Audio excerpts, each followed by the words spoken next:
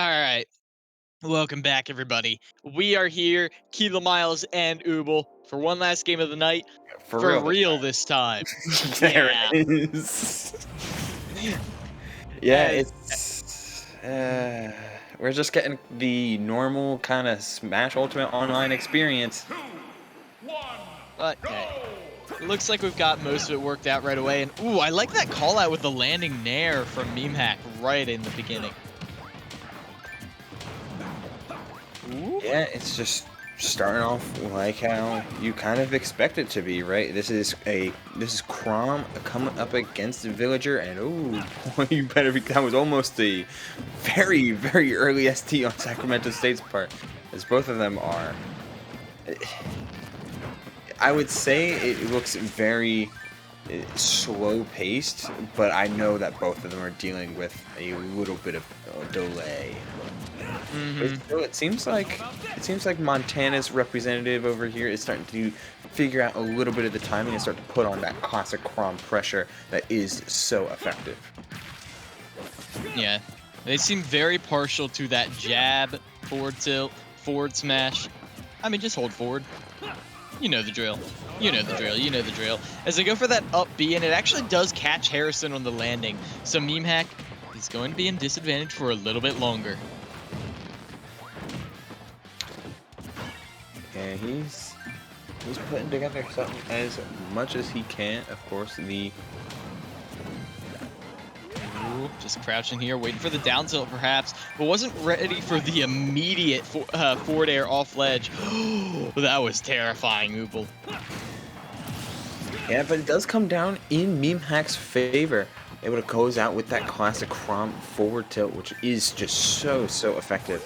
And what makes Crom so good is that he is able to more reliably space out characters like Villager, who can be very frustrating for Roy to hit with his sour when dealing with his sour spots, as the bowling ball does inevitably connect on an already vanquished Crom. Ooh, chain grabs, okay. Oh, yeah. Tree grabs right there. Troubling. As they're able to, well, kind of just control this neutral with the jabs. I like the use of walking a lot from Meme Hack. I mean, you usually think of Crom as much more of a rush down, I mean, obviously. But against a Villager, you do need to slow the pace of the game down, lest you find yourself falling into one of Villager's many traps. Yeah, oh, you always have to be careful of that forward smash. There's a couple pivots come out from this Crom, and there is that F tilt. Meme Hack, he's putting on just what makes another way that can make Crom extremely successful. Having a good out of shield play, a solid, consistent disjoint on top of that speed, but you don't need to use it in a way that put characters like, or excuse me, players like Lavish do, going for these very fancy extensions. Sometimes all you need is the easy speed to get to the position you want to be in first, as well as those burst range dash grabs, and to have a sword that no matter what you do, you know it's getting full damage. You know it. Full damage down tilt. Going for the full damage forward smash, but not going to connect that one. A little bit of a clank as Nair. Ooh. They're using the Nair a lot to just clank with a lot of the projectiles being rocketed out of the Villager. But Harrison, for the most part, is just being stuffed out repeatedly, specifically at ledge. The balloons popped right there. But, well, they're able to scrape together a landing.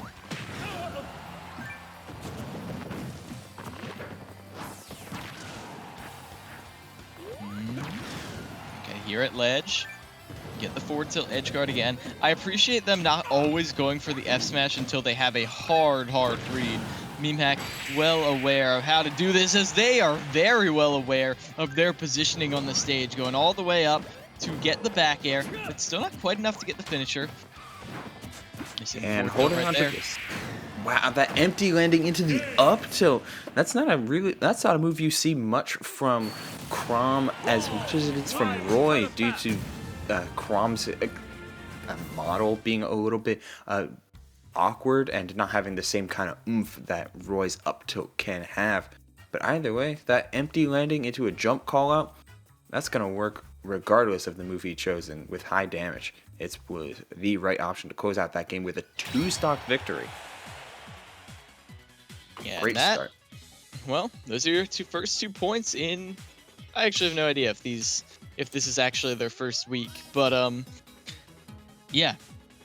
Either way, 2 good points to start out with, and if Meme Hack is anything to judge by, some very talented players coming in, but I mean, Harrison was able to keep it even for most of the beginning. It was only once, well, they got that, a couple very good reads at the ledge that Meme Hack was able to gain the lead that we saw them playing towards the end. Yeah, it was kind of just forward.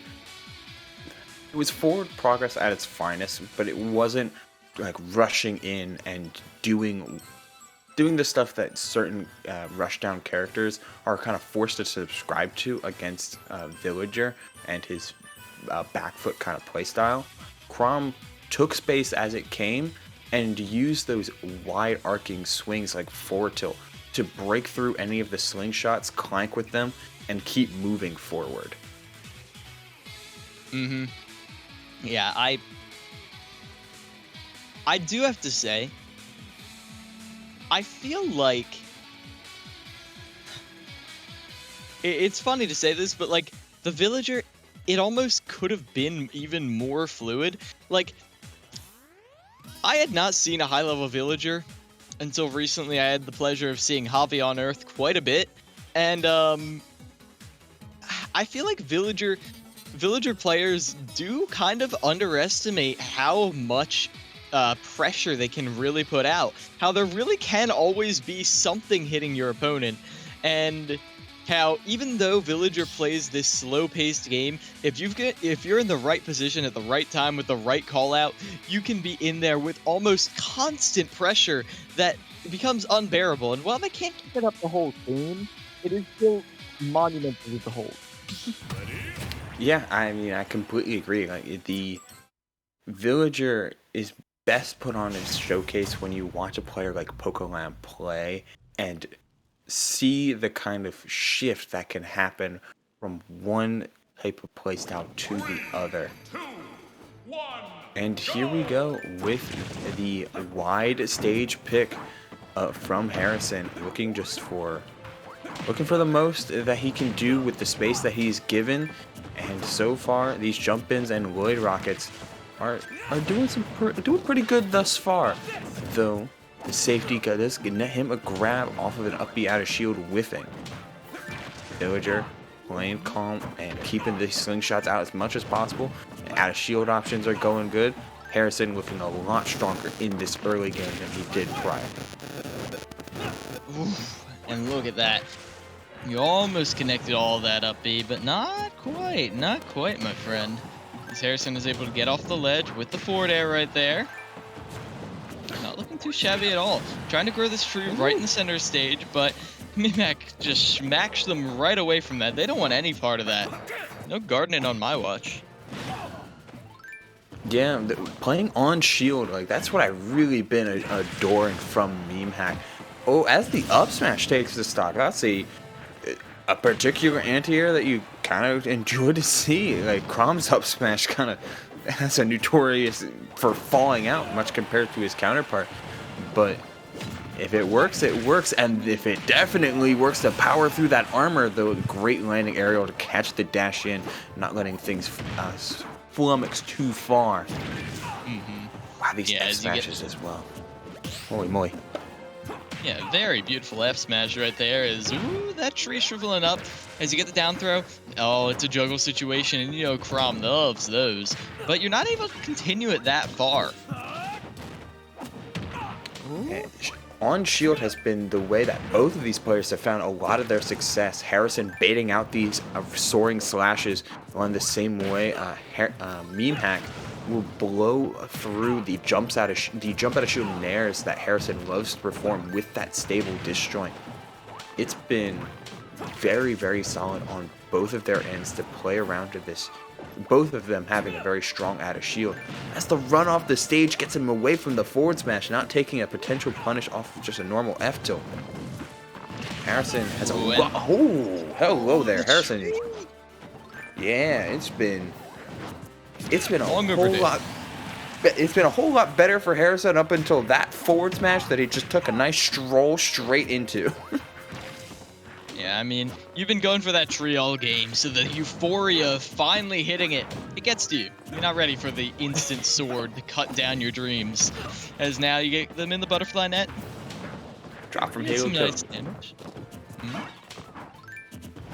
Okay, It feels like Meme Hack has kind of abandoned some of the game plan that really worked in game 1. He's doing a lot more double jump in forward airs, and he's looking to swing for the fences just a whole lot more. And I personally, I have a big high opinion of Crom's forward tilt, and it's a move we have not seen much in this game too. There it is. No, we have not. Yeah, there it is. Finally. As the bowling ball. Oh, no super armor for that one, my friend. As that's gonna send you straight off the side, and just like that, we got a game 3 for our first set of the final match of the night. Quite a little mouthful right there, but hey, we got time. Yeah, all the time in the world, as just a little bit off-timed was that soaring slash, going a little bit too early to try and power through the bowling ball, and got caught in rise, which meant that is a gone Crom with not much to do. As we see the comparison, he was hit as he was sweeping, which has armor, compared to the ending stock hit on the rise. Yeah, and oh, that grow right there, it's brutal. It hits you good right there, and everyone knows about it when you're fighting Villager. Like, that's like one of the first things. Like, you're playing Smash for the first time, and your friend hits you with that, and you're like, I see. That is a random hitbox that can be brutal. But even though you know about it, I imagine it's the same mentality that people who go after people charging an F smash on quick play do. You know what I mean? Like, they see the big flashing thing, they're like, I think I could get there in time. I mean, I don't know about you, but I think I'm fast enough. I think game, and that's it. Like everyone convinces themselves, oh, they got hit by PK Rocket, but I wouldn't get hit by it. No, you can. You can't fall for the same track. Like, you fell for the painted tunnel on the wall. It's still a wall there. No, you don't understand, Hoople. You see, I would shield it. Yeah, I would just simply not get hit by it. Mm-hmm. Easy. You see, dodging is a technique in Super Smash Bros. Ultimate. And, well, we did see quite a bit of that in this. I mean, in general, just any character who is... Like I'm not going to say fast fallers or floaties are better at dodging, but they both have very different mythologies behind how they move, how they avoid attacks. Whether you're rapidly fast falling, trying to keep your movement tricky, or floating in the air way longer than you would expect, as Villager is off to do with the help of Lloyd Rocket, of course. Yeah, and we're seeing what Meme Hack really wants to make out of this game. He wants to refurbish it like how he did in PS2, where it's just it was all Crom all the time when he was playing at ledge, clanking with these hitboxes. But Harrison's changeup is important, but that's a ton of damage. And if there's anything Meme Hack has done super well in this entire series, is being able to find ways to land forward smash. Yep, mistech, forward smash. Jab, forward smash. Forward smash, forward smash. They're finding anything they can, anything and everything. But if you get a little too aggressive with your landings like you did right there, the nair out of shield, that little spin is going to be your bane. As the dash attack does reset the situation a tiny bit, but still, these forward airs are not able to find it at home. Harrison's defense all of a sudden has gone up to another level, Uble. Yeah, he just doesn't seem like he's playing with any sort of fear, any sort of worry about like getting clipped by something of meme hack. He's playing calm, collected, and knowing that if he holds block down for long enough, the worst he takes is a grab. And at 95, Crom doesn't get anything off of it. As there's almost no lag on these forward airs, but that up B did not send as far as I thought it would. I think the platform interrupted it a tiny bit. Seems like it. Oh, but the forward air to stop him from getting the watering can out, block the Lloyd Rocket. Oh, Forward smash sometimes just comes out. On reaction, boom.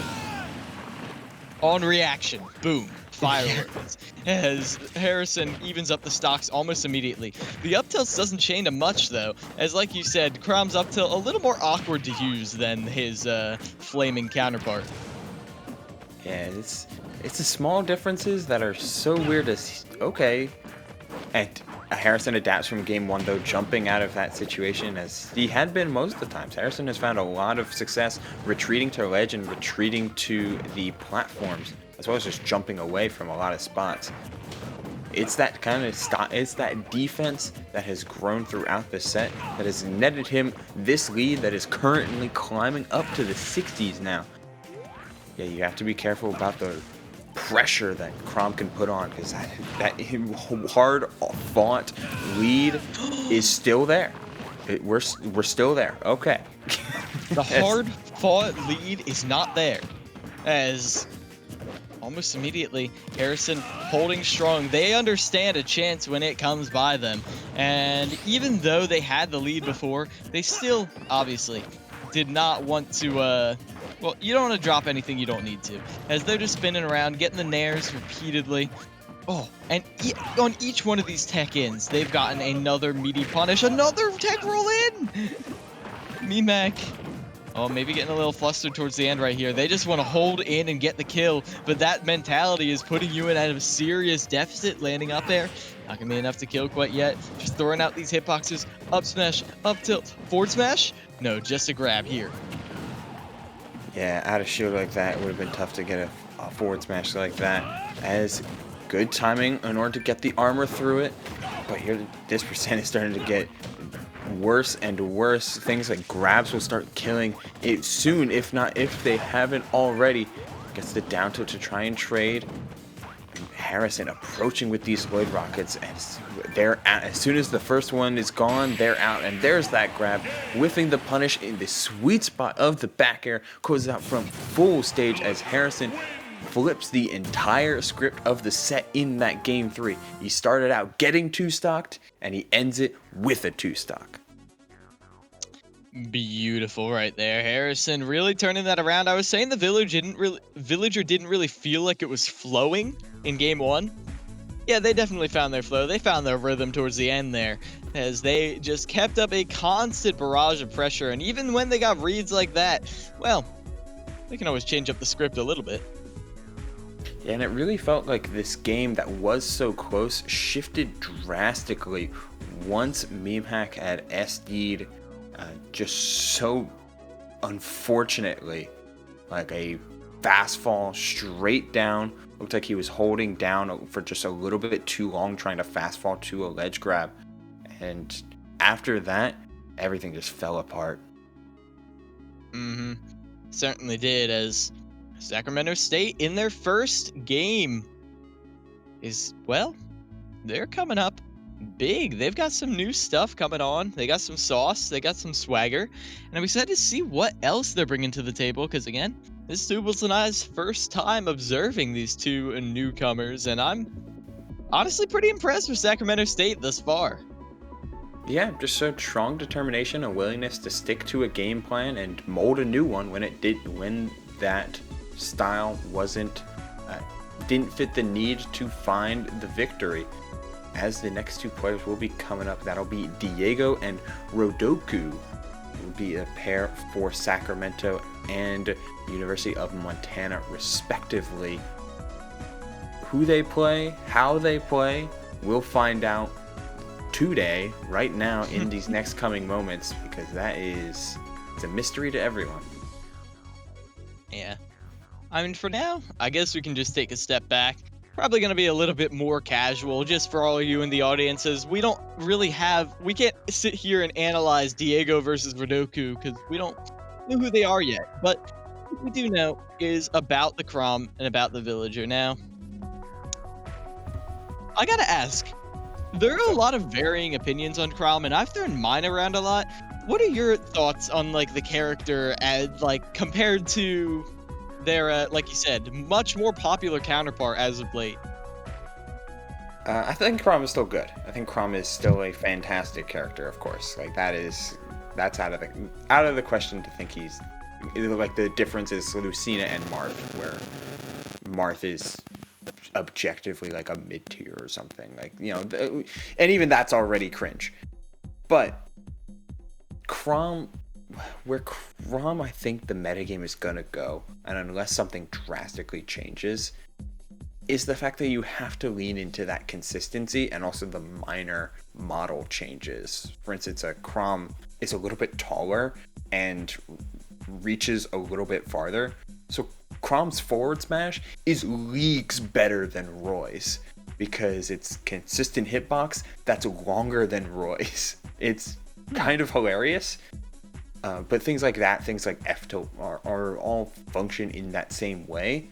So Crom almost makes a really good, like, a really good Cloud counterpart to the way that Cloud can play a heavy spacing type of game using that speed to dash around.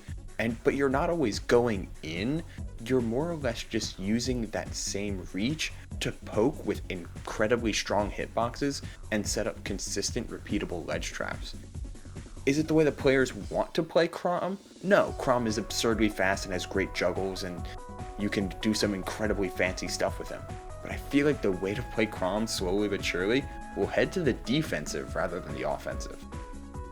That's very fair, and honestly, it's crazy to see after, like you said, the general consensus of the character was like rush down, rush down, rush down, rush down, but that kind of is going towards Roy, because Roy wants to be in your face. I mean, obviously, that's where the tippers, the Roy zone, whatever it is. Yeah, the sweet spots.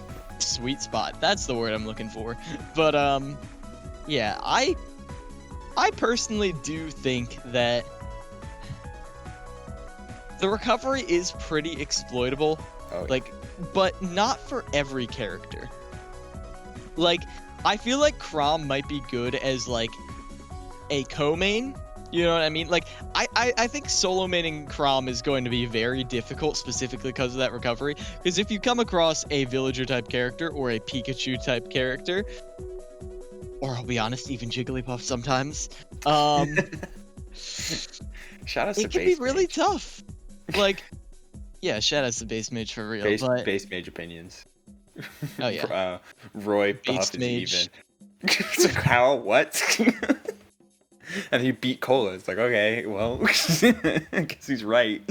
No, I understand it. Base Mage is like, okay, so I'm a Puff player, and we have time as we're getting these strikes done, so I can talk about it. Base Mage, the mentality of that man is, if you find a way to edgeguard the character, it goes like 5 more, 10 more % in your favor. Like, Base Mage found a way to consistently edgeguard Lucina, and it moved it out of, like, the 60-40 range. It's like, nah, I think I can beat Lucina pretty consistently now. And then they're right. Then they're just right. Yeah. So, hey, if we're, Mans be grinding out here for sure, as these two teams have decided that they want to perform double blinds with characters as the stage strike is commencing, with Sonic and Little Mac being the choices for Yeah, you're right. Sonic will be played by Montana and their player Rodoku. Meanwhile, Diego will be taking out the Little Mac. And oh boy, we are in for a very long set if this matchup sounds like it's going to be on paper, where it is going to be Sonic the Hedgehog being not dealing with Little Mac stuff by not being near it at all. Yeah, I feel like it's one of those things where you have to be like, if the Sonic does not play the matchup correctly, it will look like Little Mac hard wins this matchup, because Little Mac completely controls the ground game, and that's kind of where Sonic likes to approach from. And so if you time the smash attacks correctly, you can often really consistently deal with spin dash. However, Little Mac does not have any tools to really catch Sonic, and that is where the tricky part comes in. Because I guarantee you, I will either have to take a tea break about at the 6-minute mark, or I will have to remind the audience that Little Mac does in fact lose this matchup very hard. It just doesn't look like that. It's gonna be one or the other. I can almost guarantee it. Yeah, it'll really show how good Rodoku is at the matchup. If he's not just being non-interactive with Little Mac, but also finding moments to close out edge guards, because you can still play the game and punish Little Mac for doing stupid stuff. So it's really just gonna go like, how disciplined are both of these players in playing a matchup that just doesn't look fun on a stage that really does favor the Mac. And here we are. Yeah, not a lot of like hard ground game to control, but immediate stuffing out. Not a lot of preemptive smash attacks, not able to really predict the movement quite yet, because you're not familiar with Rodoku's playstyle that much. Immediate spot dodge, that was very nice to avoid what was probably going to be a death situation, but I think Rodoku just wants to get this Mac out of here. But you got to remember, KO Punch is about to be online. There it is. And one more hit and you're in kill percent. Uh-oh. Hey, you're in kill percent. Bye.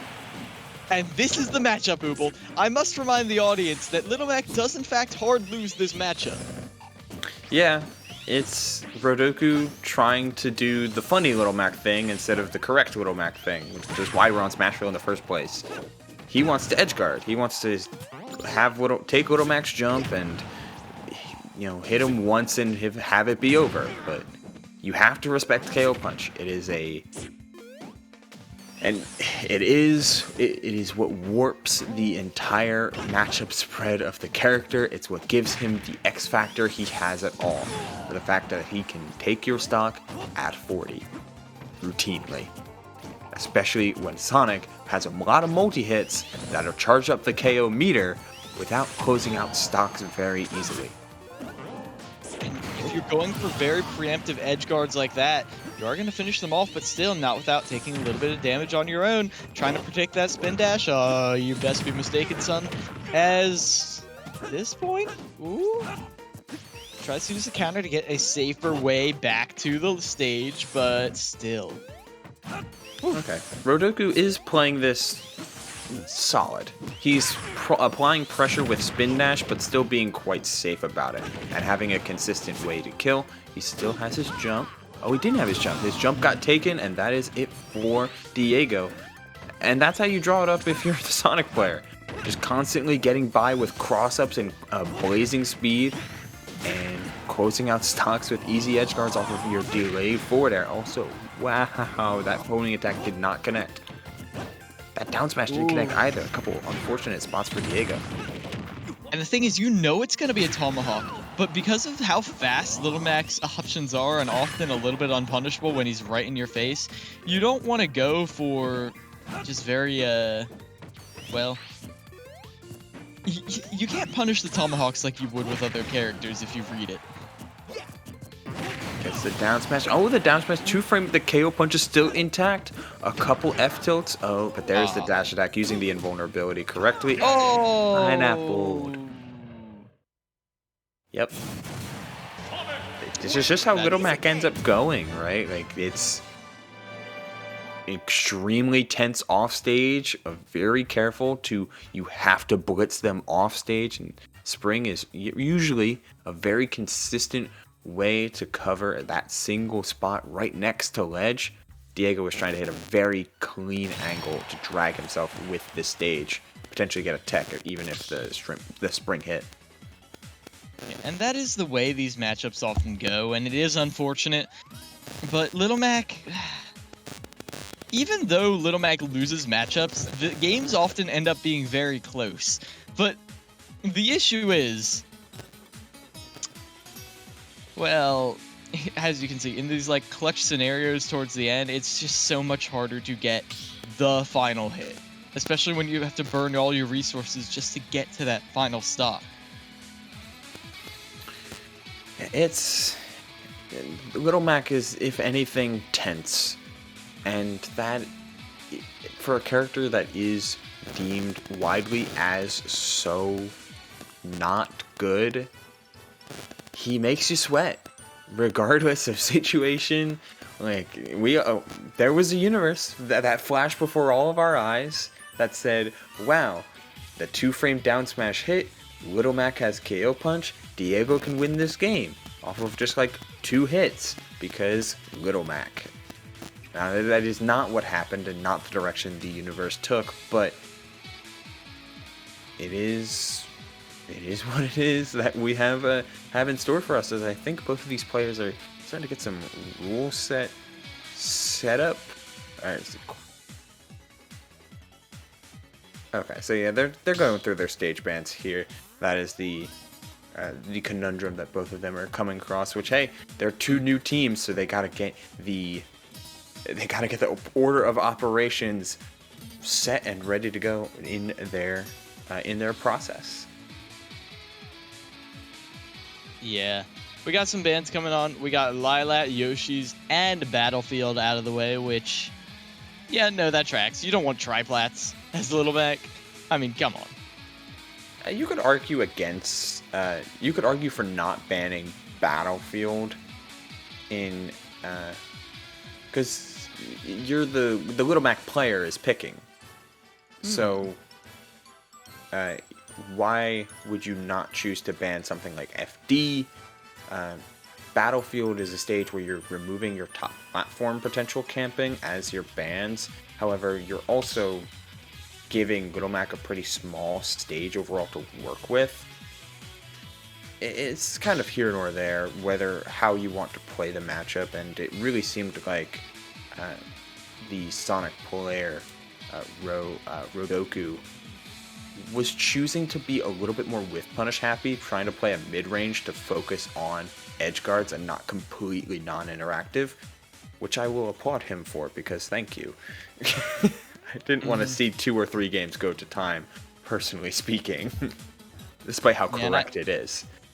And I feel like there was like a testing phase, you know what I mean? Where even though you did lose your first stock to KO punch, you noticed that the Little Mac player was not able to predict your timings and obviously not able to react to them. And you were able to find so many early interactions. And even though you lost again to the KO punch, you knew that regardless of how that went, you could still find ways through it. As now Diego, Rodoku, they're coming in clutch here. Ooh. Yeah, setting up on small Battlefield as the tech roll in is red, but a little bit too late as that meaty 20, or that incredibly beefy, 26% up smash. Hey, that's all that Little Mac needs to blow you back. This is such a great spot, and that is a gone Little Mac. Yep, no coming back from that. Perfectly played right there. As you get him all the way off stage, and yeah, just spin dash right on in. Homing attack gets you a little extra %, and even though you get that smash attack out on time, Sonic just goes right on through it. You need a stronger, more committal option. And spin charge is... Ooh, hello. That is a broken shield and... That doesn't kill. Justin, Oh my Justin. gosh. We both just held our breath. I could not believe that almost killed. But Radoku's still back in here. Yeah, there's... It was probably just a couple... It was literally just a couple of % off, but no way to actually deal it. Little Mac, not really known for his extensive combo game.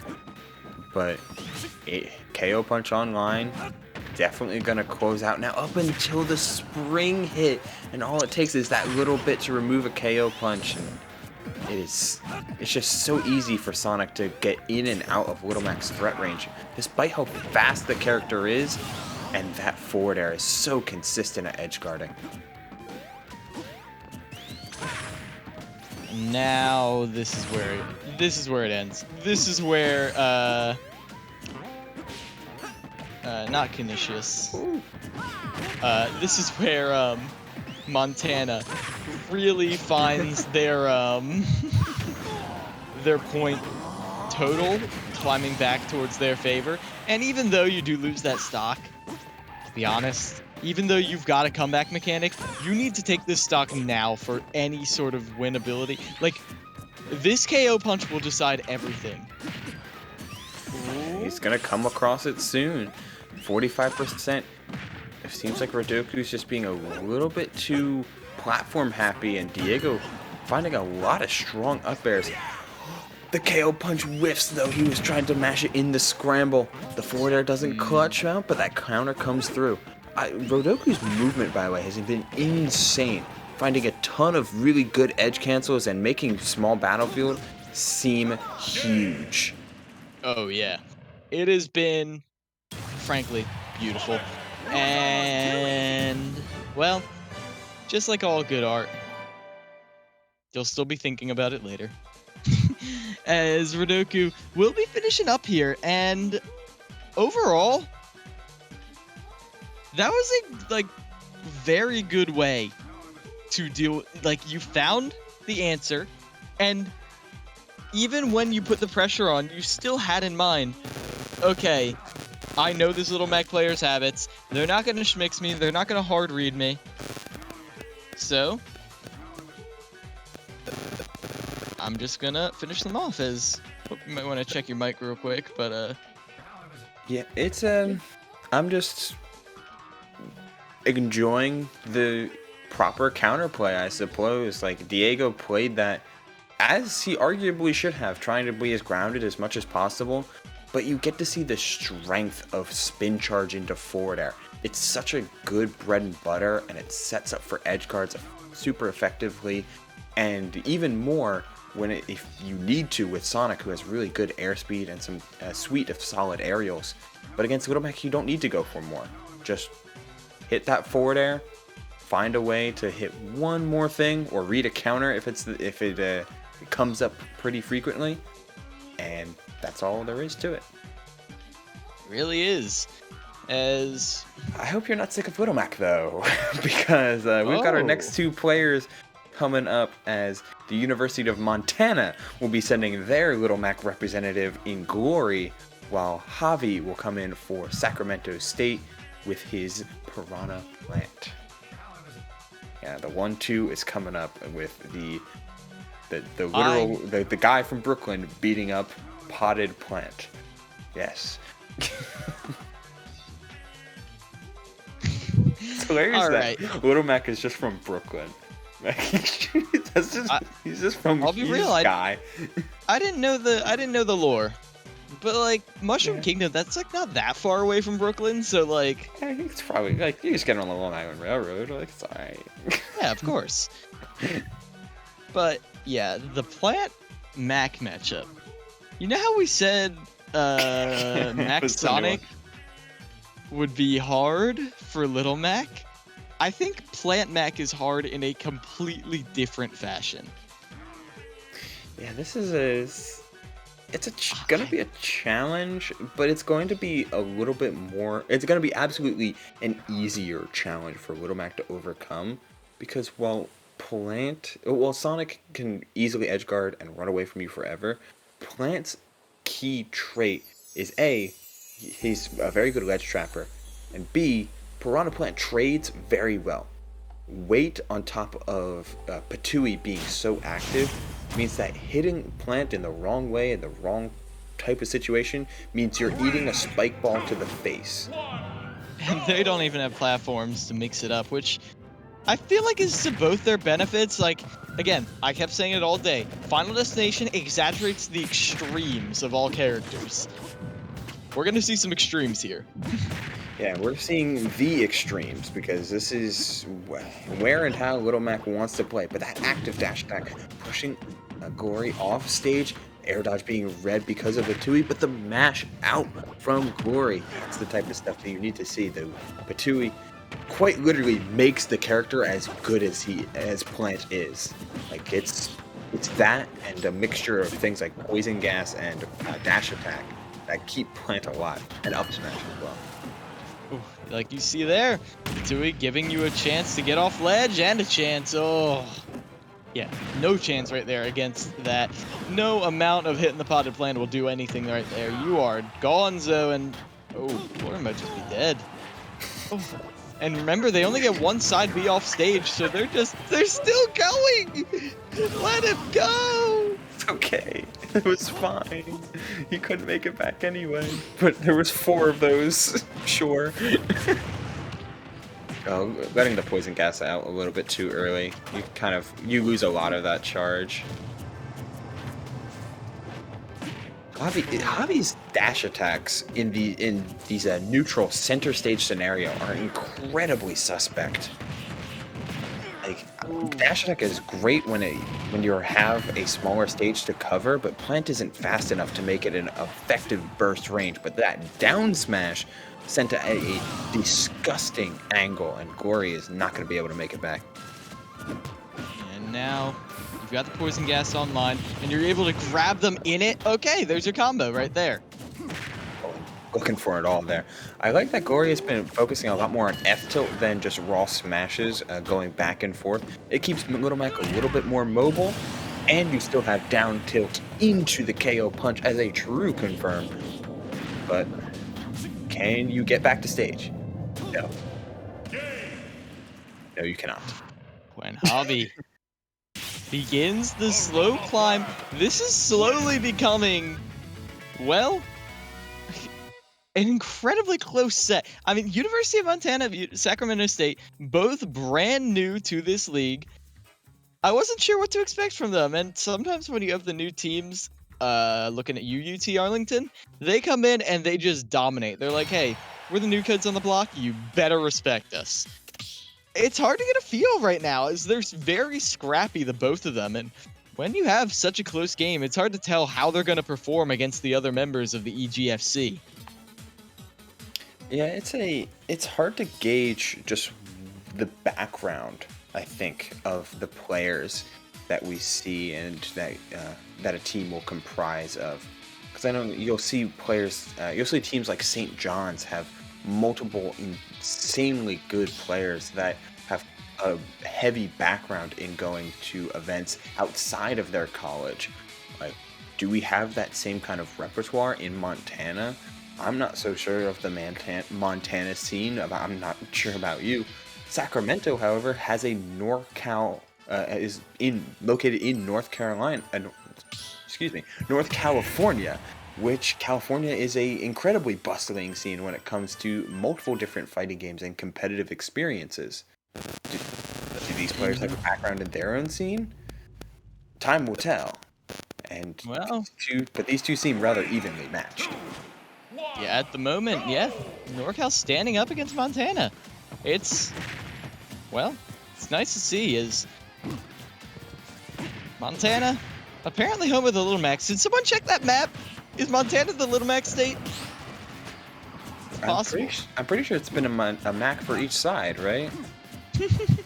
Yeah. Oh, yeah. You are right. You are correct, my friend. No. Yeah. Diego was the Little Mac because we had Rodoku.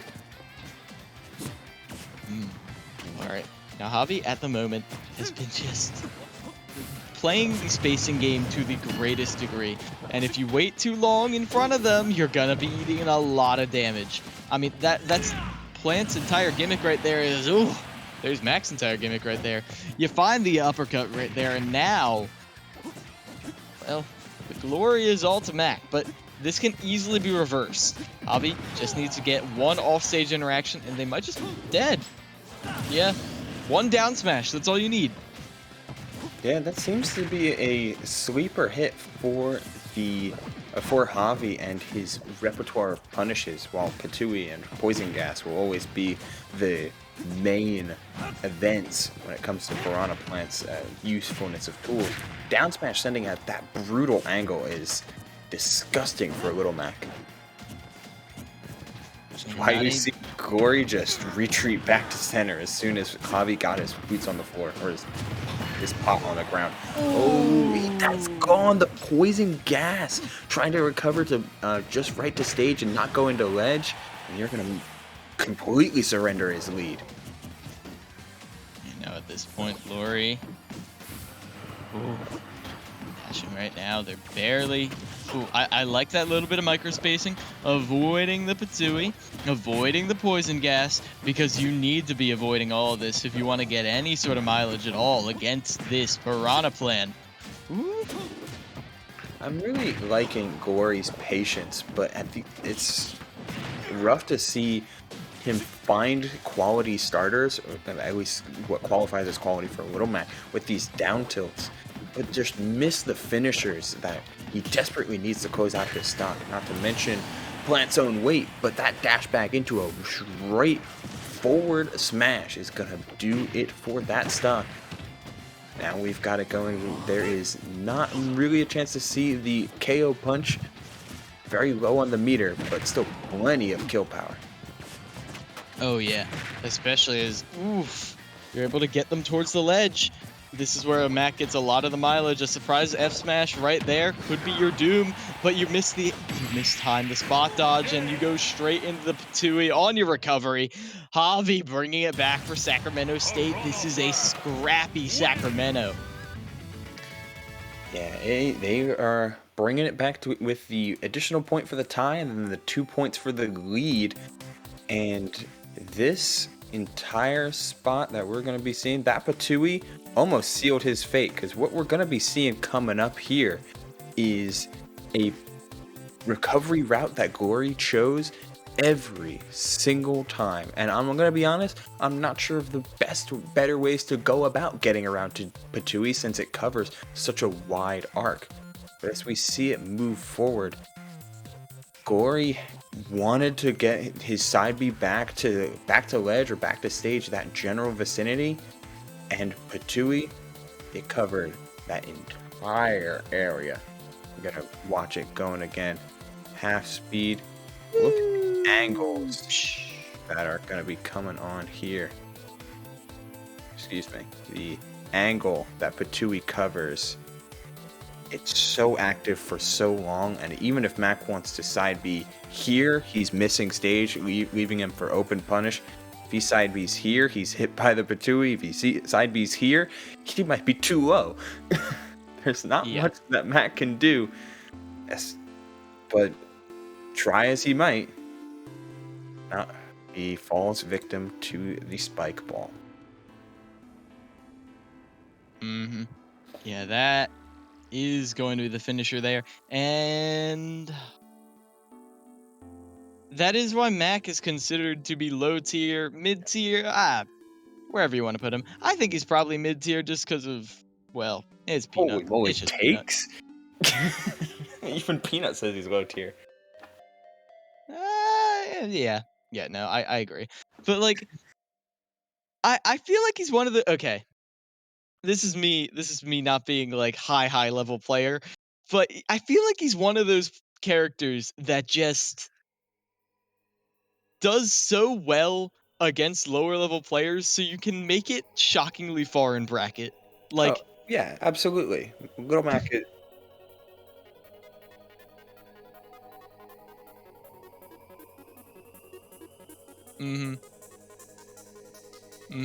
yeah. Yeah, Little Mac is the reason that people don't like low tiers. He's frustrating Okay. to play against. He's not fun. He's not at least colloquially, he's not enjoyable of an experience to go one-on-one with because you have to respect everything he does, but if you play the matchup right, you invalidate him. Mm-hmm. Yep. But playing the matchup right is not conducive to an enjoyable experience for most players. It's a catch-22. Yeah, well, you're gonna catch 22 hands, like, playing Little Mac, not knowing the matchup. You know what I mean? This is Like, true. If you don't play the matchup right, that's where you see Peanut gets all his crazy clips, like the Wi-Fi players that you're able to blow back with Little Mac. And even the little bits of Little Mac tech that come around, like dare boosting to add to his very, very minimal recovery. And that helps so much. But it doesn't solve the core problem, the fact that Little Mac's counterplay is so incredibly rough for him to play against that if you're not frustrating the player and catch them slipping, you lose. mm-hmm. Yeah, it can be brutal, but speaking of, we are actually having some, well, very different on the tier list characters coming up now. We got 2 new contenders to the EGF, to the best of my knowledge. I don't know if these teams played last week, but either way, we have Dominic on Sora against Blue Cheese on PT. And I will tell you, Ubel, this is the grand finals of like 90% of my college's locals because this just happens to be the 2 best players. I can't claim to know the highest level of the matchup because it is a college local, but still, I at least know that PT is very good at sniping people who like to be in the air a lot. Yeah, they are. The fun thing about Sora is the fact that he can mix up when he wants. Like if you're trying to catch Sora by sharking, Sora not only has an excellent disjoint and aerial mobility, but if you're trying to play out of shield and use that jump burst option, Sora can change up his timings so effectively, and he's changing up his timings with a consistent level of hitboxes. Nair 1, drift away. Nair 1, 2, drift in and cross up. Nair 1, 2, 3, fast fall and land on you. Nair 1, 2, fast fall and get a grab. There's a lot to hold if you're trying to block against Sora, so it's honestly just not recommended and you try to bully him in midair or use an anti-air if you have an effective one. It's the reason why characters like Cloud do well against Sora in comparison to other characters. Not to mention that Sonic Blade is a little bit hard to wrap your head around if you're not prepared for it. It certainly is. I remember the first time I got hit by that, and I'm sure Blue Cheese does too, as they are being barraged by every single time. Sora's got some incredible get-off-me tools, but sliding in like that, that's just an invitation to get your face smacked. But now you're off stage with the Thundaga, and the staircase towers up straight up into the blast zone. I'm liking what I'm seeing so far from Dominic here. This Sora, it's doing what you want to see when it comes to Sora's punish game, not just his neutral. His neutral can be a little bit slower paced, a lot more dash dancing and magic, but when he gets that hit, his shark is insane with that incredibly wide arcing, high damaging up air. Punishing with aerial sweep, assuming it lands. And the loops with neutral air are all things to behold and things to be definitely worried about. It's the execution test that becomes the hard part. Oh, and you freeze that Pokemon off stage, but PT able to get right back on, but charging that down smash is gonna break straight through the grab. And now Dominic sits ready with the Blizzaga, the Fire Aga, just making sure that Ivysaur can't really get comfortable until Thundaga gives you backstage control. The high profile on that down smash. Oh, and the combos as well. Caught him DIing in with that Nair 1-2 up smash. 1-2. Yeah, it's so hard to grab this character and consistently play out of shield, but the DI was on point. Oh, and gets the Vine Whip as a reversal. All right. It's a start of something for sure. You're not just letting Dominic do whatever he wants, but Dominic is still coming at you with these Nair combos that he's shown to be able to convert into strong finishers. Oh yeah, this is very consistent. Sac State, one heck of a Sora right here. Is 1, 2, 1, 2, 3, and ooh, that was a nice tether cancel right there. I thought they were dead. Oh, back throw? Okay.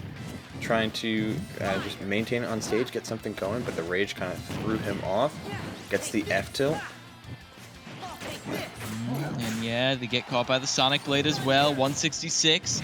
Now, I've seen Charizard get some crazy stocks. I mean, back air right here will probably just kill. I'll be real. If it hits.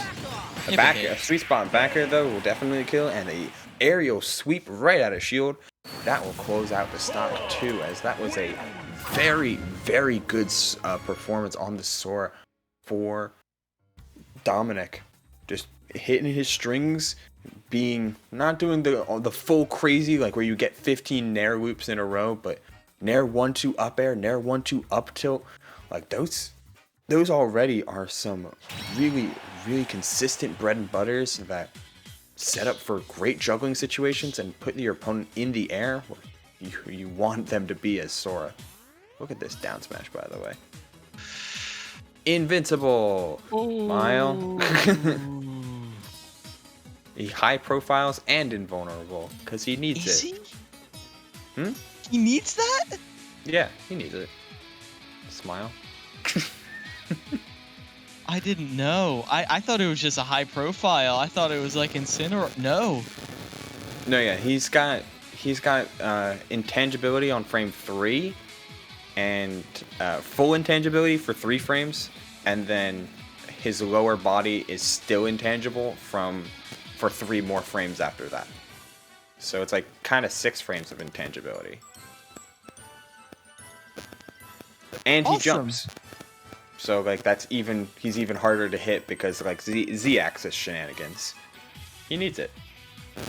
I mean, obviously, come on. I mean, you see those shoes? He's got the hops. Yeah, he's big. He's a young kid. He's a growing lad. He's got the Jordans, and yeah. He's got grown boy energy. Yeah, yeah. Oh, wow. Sac State, that was an incredibly fast banning period. I'm very proud of all of you. Way to go, guys. You're learning. And the switch to Joker, that's, you know, it's surprising every time I see it. Joker is just becoming less and less of a common character to see around, it feels like. Which, given his continued status on the top of tier list, is more and more surprising. I think a lot of the Joker players went to be Aegis players, I'll be real with you. You know?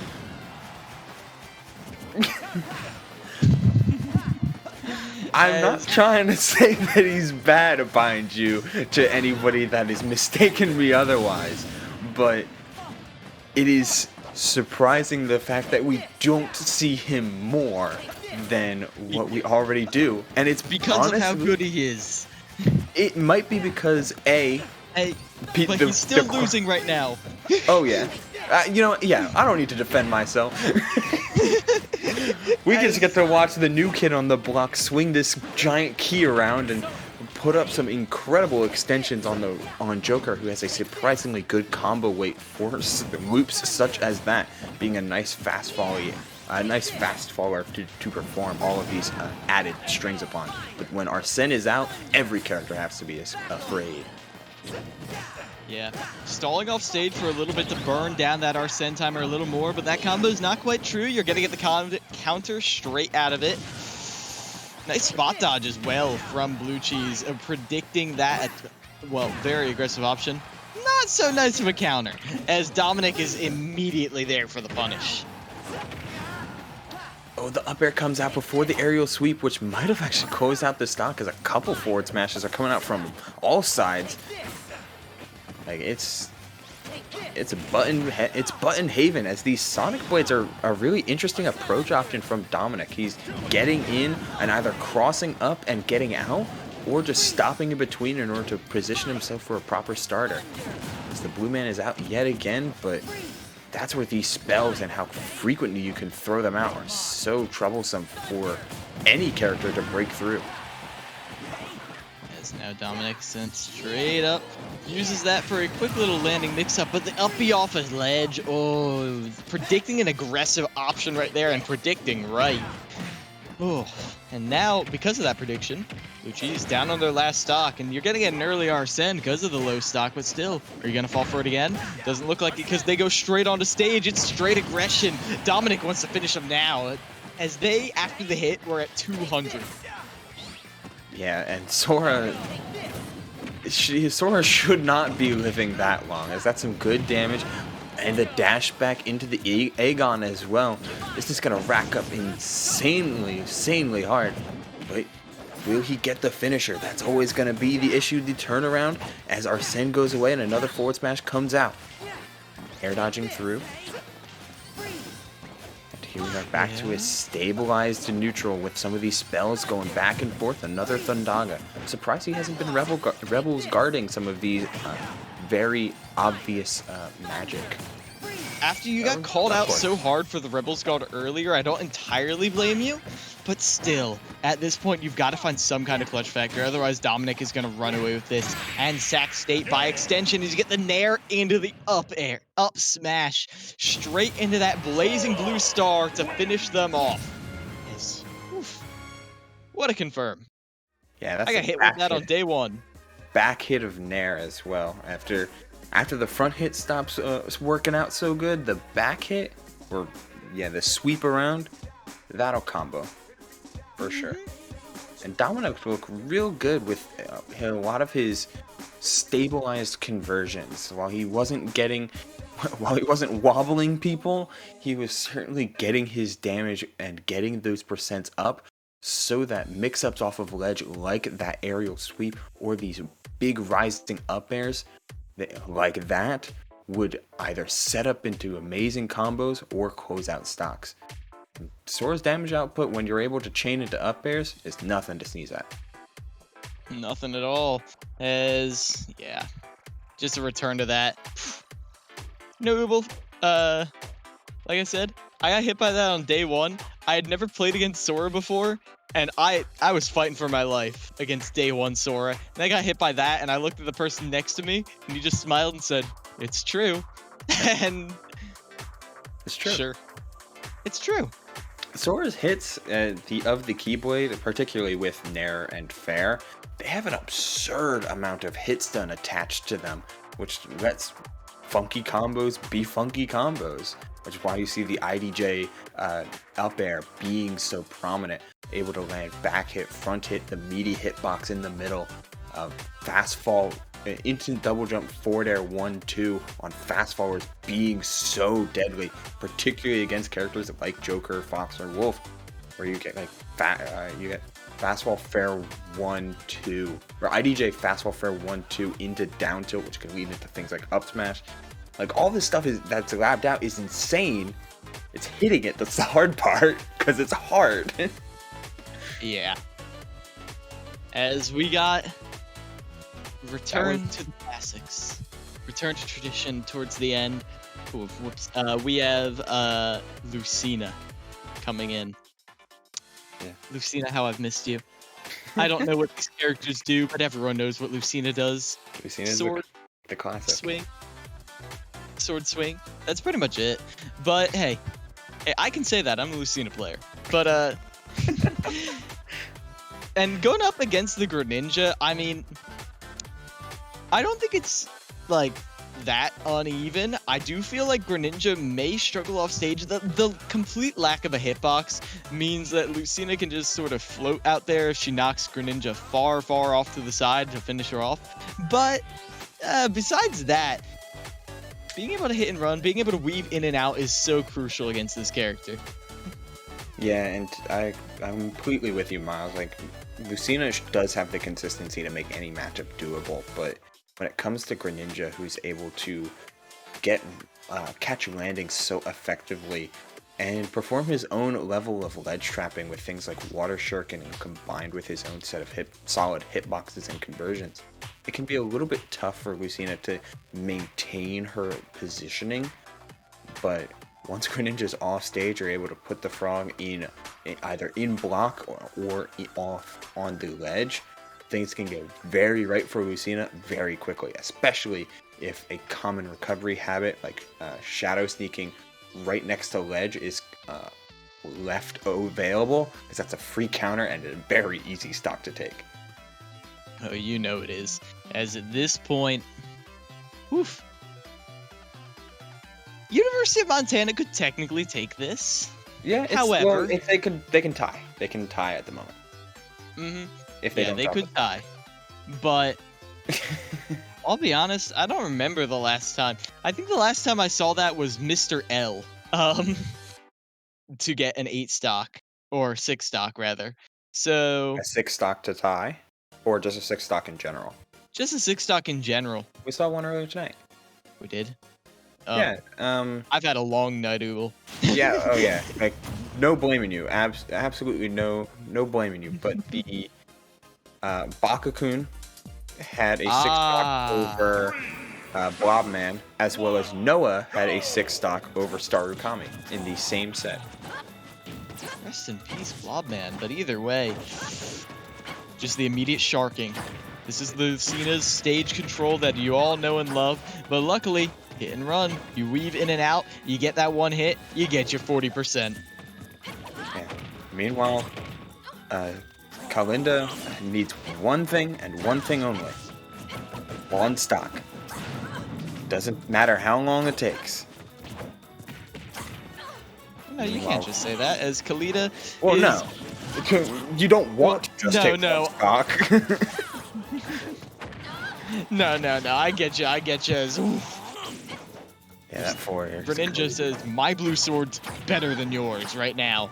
Lucina tries out the red sword, not gonna happen, so instead, they just go back to regular old ledge trapping. A little overcommittal with that back air, but still able to land in time to grab the nair.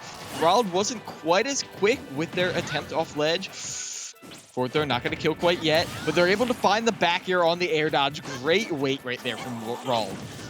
Yeah, using the water shuriken really effectively so far, as his angles have been very good to get back to ledge, and defensive play off stage has been a check in the box for how to counterplay Lucina effectively. Minimize the edge guarding, force her to take honest stocks, and you can find ways to blow through that. Yes. Searching for this nair as best you can, but that's a very aggressive up B. Now Kalita, sent off stage again. Uh-oh. Landing with down air, but that pivot grab is insane. Looking for the forward air afterward, but it doesn't connect. But still, the coverage off great. The forward tilt's such a great poking tool. Just shoving, nudging Lucina straight back off stage where you have to replay neutral again just to get a chance to hit Rald. Oh, the down tilt into... Why'd you have to put the pressure on, Ooble? Just calling it like I see it, man. This is the way to win the game, and there it is. That second hit of neutral air has Rald. You have lost the ability to tie, but you can still put on a hell of a show, and these first 2 games have been just that. Though Kalinda not going down without a fight after taking that individual stock, spacing out Rald as much as possible with these full hop or these short hop neutral airs, letting him fade out and forcing Rald to reconsider his approaches. Ooh, I love the down tilt poking right now, but you're gonna need more than that. You're just slowly taking the stage positioning as you go. Up being straight back up. But there it is. There's that side B that you needed. It gives you stage control completely. Finally, you fight your way across the entire town and city. And then they slip right past you with a roll and you're fighting it all over again. Kalita, though, is able to keep Rald in disadvantage for a long time. They just keep going back onto this ledge. Hey, when you have those town and city platforms to use, a character like Greninja can use them very well. Beerverse water shurikens and mix-ups galore with his crazy jump height. Of course, you have to find a way to use them, but that's a great utility from Kalinda, being able to use the dancing blade and get right to the top platform. A very safe DPS option. Oh, as you slice right through them with that forward air. Searching for the back air as well. Not going to connect. Woo! Very nice. Kalita has brought this back. Okay. And slowly and steadily, like if you're able to stabilize, Lucina can be one of the hardest characters to approach. Easily able to keep out with these rising nairs and mixed with these falling fairs and dares as well. And on top of those grounded pokes that have done so much work, forcing jumps, Kalinda is putting together such a beautiful work of neutral right now. It's hard for Raul to do anything about it. Ooh, poking with that back air right there. But the jab is going to send Lucina off, and you keep going for that water spout, but you really give up any opportunity to ledge trap when you do. As you get that spike right there, it's even. How did this get even, Ubel? Neutral. Kalinda has taken the fact that, yeah, Raul has been hard to clip off stage with. The angles are good. The water shurikens are well placed. So I will just never lose neutral, but you will get a little bit overzealous with your advantage, and that overextension met a full force punish, preventing a fiery comeback as Raul takes that game 1 by a single stock. It was surprised they completed the full dancing blade. I mean, once they committed to it like that, I'm not entirely shocked. You saw they went for a very slow 4 hits. Like, they could have done it way faster, but instead they just waited, hoping that this would be the one where Raul would break their composure, where they would give them the opportunity to connect into the 4th hit, and it never came. Raul held the defenses true and strong all the way through, and now Raul is up 1-0 in this set. An opportunity for them to get a set to their name. For sure. And with the bans coming in from Raul after that, Battlefield, Lila, and Yoshi's are all gone to the wayside. All that is left, as we see the final kill from the set, from the game 1, is to see how Kalinda wants to play out for the rest of this set. And if my money is on Smashville, it feels like it's just so good among all the Fire Emblem characters. And I feel like in this case in particular, where Raul is playing the hit and run style, you just want to close the distance. You just want to bring them closer to you. And even though Lucina is hard to approach, I feel like Greninja's incredible speed and incredible poking potential kind of nullifies that. And so you just want to be able to get in the range where all of your aerials will just beat out theirs, unless it's a preemptive forward air, in which case, don't directly challenge it. But hey, that's the intricacies of the game. There's not just one way to win it. No, and there's not one way to play it either, because while Lucina may be the consistency, the true baseline, Marth is out here turning heads, making names, and is on our screen right now as Raul tried to get some air dodge read in the mixture of his combo. As we also are going to small Battlefield, a complete changeup. Let's see what this Marth can put together as players like Stretching Ignace are starting to put him on the map with not just like Twitter clips, but also tournament results. Yeah, that's what you need to be seeing right there. But not huge connections quite yet. They are just playing the same strengths that they had as Lucina, though. In the game, playing it well. Ooh. Trying to drift back with that Nair.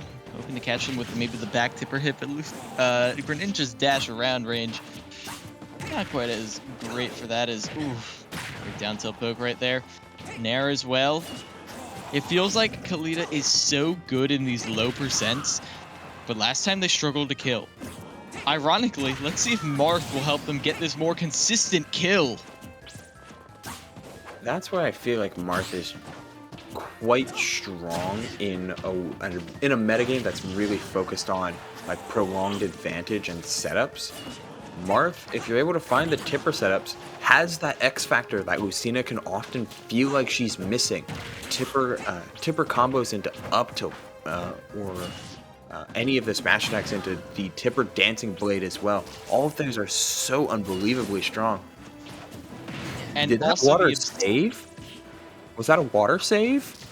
I think it was, but also this absurd poking tool that is forward tilt. You got to keep your eye on it. It's what took the last stock. Forward tilt kills at 90 at ledge.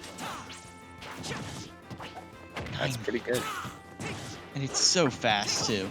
Like, it's a little bit absurd, and I love the way Kalita is just focused on keeping them above them. Even though you could have gotten more damage with another variation of Dancing Blade, you just do the up variant to keep them above or away. Just keep boxing them out as all. That was almost very scary. With the right option from Raw, rolling in and getting right by. Gotta be careful here. Way off stage, looking for all those back airs, but not really getting a chance. Trades again there to force them off stage. Ooh, but a nice use of that neutral B, the little push it gives you to get back on stage without going to ledge. Yeah, this Marth is looking...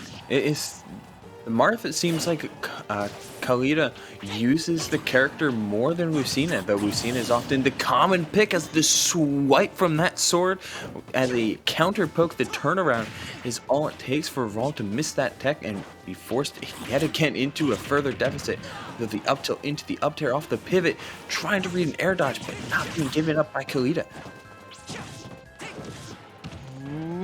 Ping pong between platforms, but the up tilt was mistimed on the neutral getup. Incredibly rough to see the down tilt in the forward air, but covered the landing with the up smash as well. Raw keeping the swarm alive. Oh, and right here, look at this. They're getting so much damage off of these trades. The fact that Greninja can't really hit Marth without running into at least the sour spot of the blade. Oh. A nice little like wave dash recovery right there, but now you're getting caught by the up air strain. 64% now. Ooh, this could be brutal right now, but you just get sliced out of the air as soon as you try and get close. With the dash back from the forward smash, baiting out the rising aerial adder shield. 91 to 100 now, the spacing amount. Oh, that pivot grab scooped from so far. Looking for the edge guard, but not finding it. Up tilt, not doing it either. Not finding the tipper. And we haven't seen a tipper in a hot moment because, well, Kalita's been in disadvantage, but into the down smash that doesn't tipper either. They're still living this, still surviving. The term arthritis starting to live a little lit in your memory, but you do one unsafe thing on Marth's shield. You're getting up beat, and now we're on our game 3. Again, still, it's Marth. Marth. It's Marth. Marth. Good old Mark. Oh. Yeah, that up B out of shield. I'm surprised we didn't see that on Lucina. Like, I'm fairly certain. I mean, they're the exact same, and Lucina's is like, even if it is consistent, Lucina's is probably better. But I'm pretty sure there's no tipper on the up B. I think it's just they just forgot to up B out of shield. For Lucina? Yeah. We saw it a couple times, particularly on the town, the triplat variant of town. But yeah, I remember yeah, it wasn't used as often, and to be quite honest, we only saw it that one time in this set. Otherwise, the out of shield options that were chosen from Kalita have been primarily back air and neutral air most of the time. Yeah, and I do love the use of the neutral air. I don't know, the use of tippers just makes everything just feel so much more dynamic. You know what I mean? Like, I get you, yeah. High highs, low lows, but when you're hitting just a couple of those highs, you tend to forget the lows even happened. We'll see if Rald is able to keep them in a low, sour spot the entire time, or if the sweet spots will come out on the sunny side for Kalita. And where else could it end? PS2. Always this very wide stage, and it's a stage that characters that like to move and also like to stop you from moving both seem to enjoy just about evenly. And Greninja falling into the former category. He's going to be flying around this widely long stage and trying to overwhelm this Martha and doing so spectacularly. Once Martha and Lucina are outside of Dolphin Slash range, Lord, The answer of a lifetime, from an early edge guard that was played perfectly to an early kill on the ledge, spaced perfectly by Kalita. And there's the up air out of shield. You thought maybe you could get something more off of it, but Tipper wasn't quite strong enough yet. No time for a juggle. Luckily, not quite at a disadvantage yet. You're still able to Dolphin Slash to the ledge, but now this back air has been brutal for the edge guards. Yeah, it sends at such a perfect angle and to extend your own edge guard. And Raw is able to find ways into it, just like if Kalita is able to find more ways to find these tippers on ledge. There's a grab. Just a grab, but Just a grab is all he gets. Kalita doing a very good job since that first stock of not getting sent too far away with a dash attack into the air dodge. While not reading it, and then gets him tippered for his trouble. ooh, that's gonna start killing soon. As there, you misread the up smash, but you're able to get the shield out in time to save yourself. Delaying that recovery just a little bit, forcing Kalita to waste some time on the ledge, but misreading the roll away. Brawl keeping themselves safe for the time being, but there's the... Ooh! Gets tech chase right there. Can you get any more? Ooh, misses that forward air, and you're gonna get smashed in return. Yeah, that was just such a brutal combo, but hey, a brutal call out, but Greninja's forward smash, it's so devastatingly quick and devastatingly effective. With a disjoint of his own with that extra water knife. Will they go for the edge guard? Oh, the reversal coming out from Kalita. That was a clean turnaround, even with the sour spot of that back air. You don't need it if you are that close to the blast zone. Let's see if Rald can answer. That's a horrible way to end what was turning out to be such a tight set. Yeah, that hurts. That hurts to see, Ubel. But hey, happens to the best of us.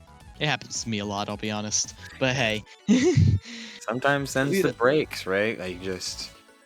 Honestly, I give more credit to Rald right there because they have been going for some sort of mess up with that water spout or the entire time. Oh, the entire time. Let's check out this spacing too. Puts him on the ledge and boom. Just not even a flinch. Let's rewind that a couple frames too. Can see it coming. Catches that was a neutral getup, right? Yeah, it was. It's a neutral getup up, and the sword swing is already out. 1, 2, 3. Oof, that's a dead frog. Hold on, go back a frame. Or can you? Look at the way the eyes widen when you go in. Oh. Brutal.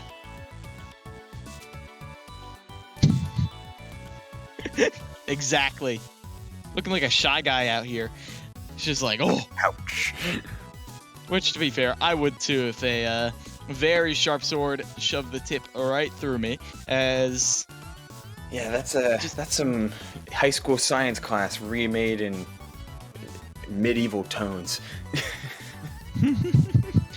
All right, as once again, Sacramento State coming out as your champions after all of this. An excellent performance in the end, and even though Raw did get some ego points towards the end there, the score line will be 11-6 in favor of Sacramento over Montana.